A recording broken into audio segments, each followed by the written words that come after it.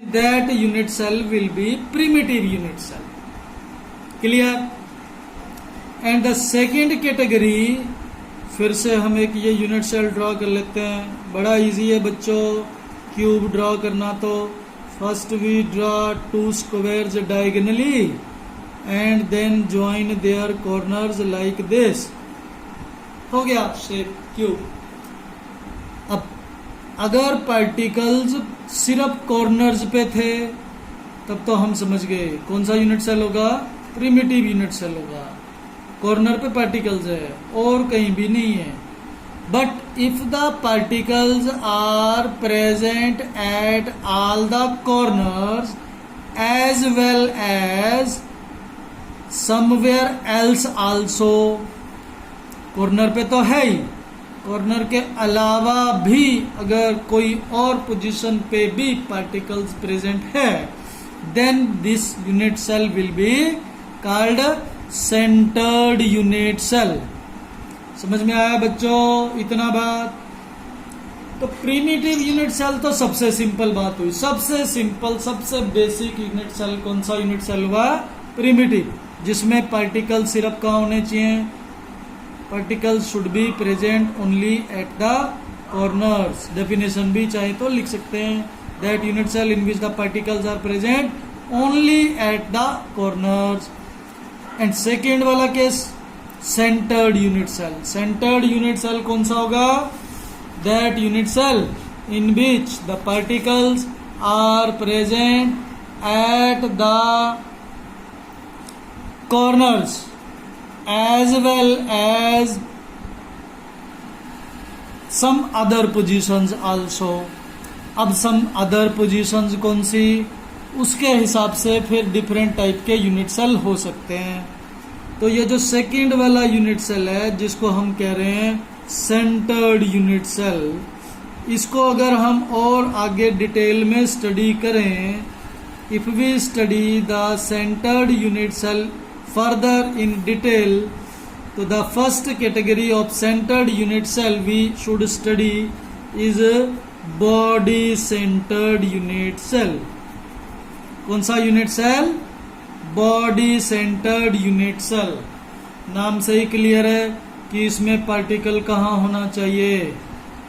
इसमें पार्टिकल होना चाहिए बॉडी के सेंटर में. That unit cell in which the particles are present at the corners. हाँ, ये इतना आधा लाइन तो सभी में आना है डेफिनेशन में, क्योंकि कोई भी यूनिट सेल हो चाहे कॉर्नर पे तो पार्टिकल्स होंगे ही. समझ में आया ना? समझ में आया? हाँ, that unit cell in which the particles are present at the corners. उससे आगे चलेंगे अब. As well as at the centre of the unit cell. पूरा बॉडी के पूरा यूनिट सेल के सेंटर में भी. एज वेल एज मतलब कॉर्नर पे तो होगा ही, प्लस एक्स्ट्रा है. कहाँ है एक्स्ट्रा? यूनिट सेल के सेंटर में, पूरा बॉडी के सेंटर में. इसलिए इसका नाम हो गया body centred unit cell. Number दो we have to study face centred. कौन सा यूनिट सेल हमें स्टडी करना है दूसरे नंबर पे? Face centred unit cell. If we study its definition, कौन सा होगा इसमें? That unit cell in which the particles are present at the corners. यहाँ तक तो हर एक यूनिट सेल की डेफिनेशन आना ही आना है. that unit cell in which the particles are present at the corners as well as center of each face. हर एक face के सेंटर पे भी पार्टिकल होगा, तब हम उसको कहेंगे face centred cubic unit cell. For example, if we want to draw an FCC unit cell here, तो फर्स्ट ऑफ ऑल सबसे सिंपल वाला शेप बना लेते हैं जो अब तक हम बनाते आए हैं. We will draw a cube, then we will show all corners are having particles. इतना ही दिखाएंगे तो ये हो गया primitive unit cell. Now we want to show face centre. तो बच्चों, एक क्यूब के कितने फेस होते हैं? 6 फेस होते हैं. ये ऊपर वाला जो फेस है, इस ऊपर वाले फेस के ये सेंटर बनता है, यहाँ पार्टिकल होगा.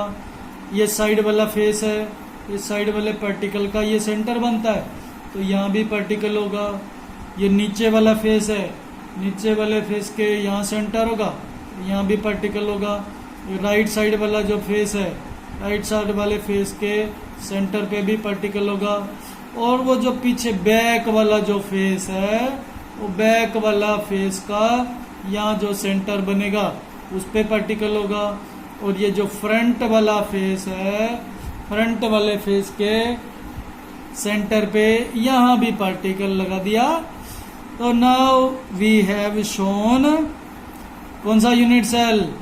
Face centred unit cell.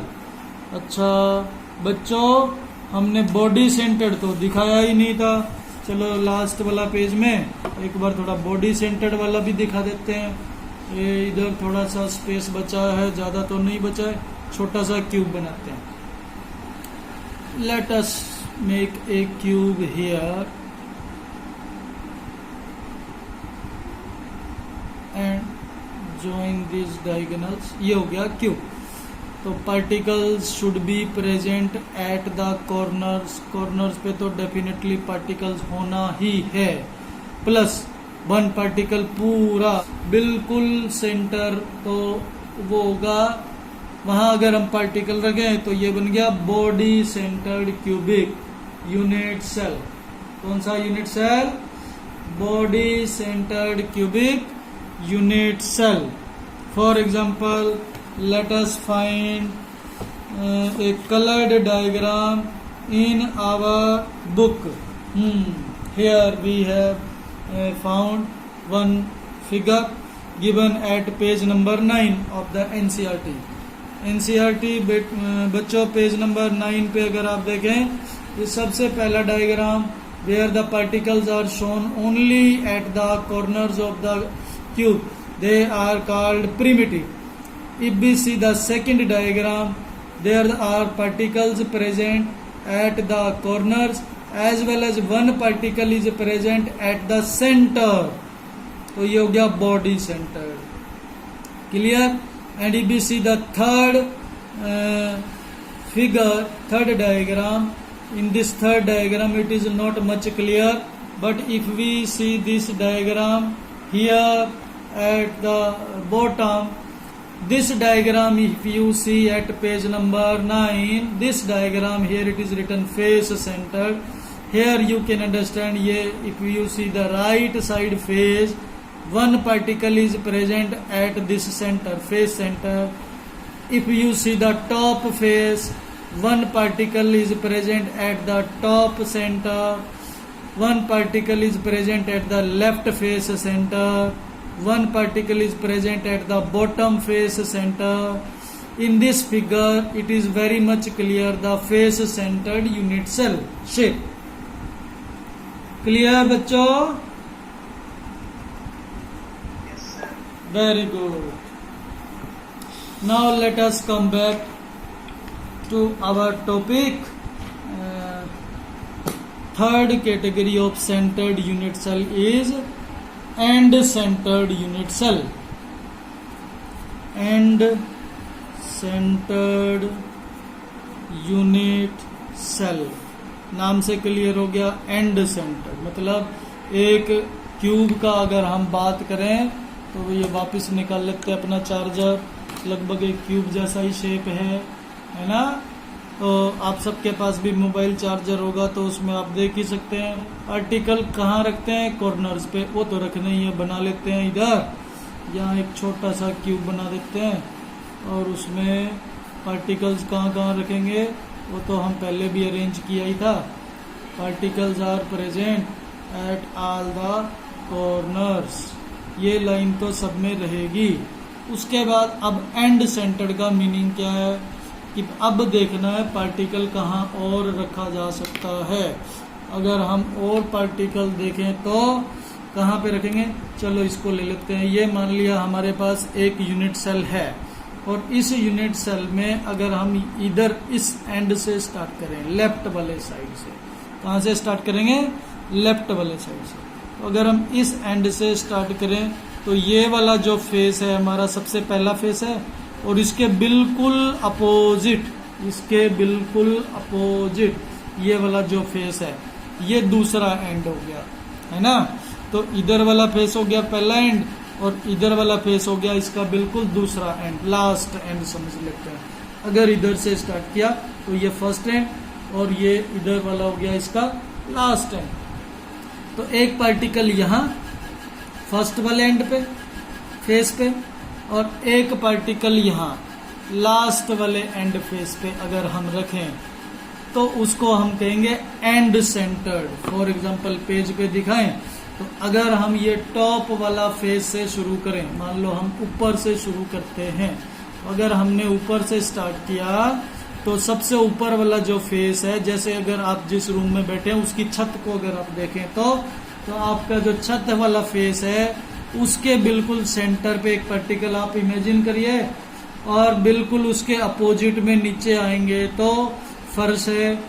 फर्श वाला जो मतलब लोएस्ट जो फेस है आपका उसके सेंटर पे एक पार्टिकल अगर आप रखेंगे तो ये पार्टिकल यहाँ और ये पार्टिकल यहाँ, केवल दो एंड पे पार्टिकल है. ऊपर वाले एंड से स्टार्ट हुआ था, नीचे वाले एंड तक हम पहुंच गए तो यहाँ दो पार्टिकल और ये आ गए. इनको हम कहेंगे end centred unit cell. Similarly अगर आप अपने जहां भी आप बैठे हैं अपने लेफ्ट साइड वाली दीवार से अगर आप स्टार्ट करें तो लेफ्ट साइड वाली जो दीवार है उसका एक फेस का सेंटर पे पार्टिकल अगर आप रखते हैं और बिल्कुल अपोजिट वाली जो दीवार है उधर वाले फेस के सेंटर पे अगर पार्टिकल रखते हैं तो एक पार्टिकल लेफ्ट वाली साइड हुआ, एक पार्टिकल राइट वाली साइड हुआ.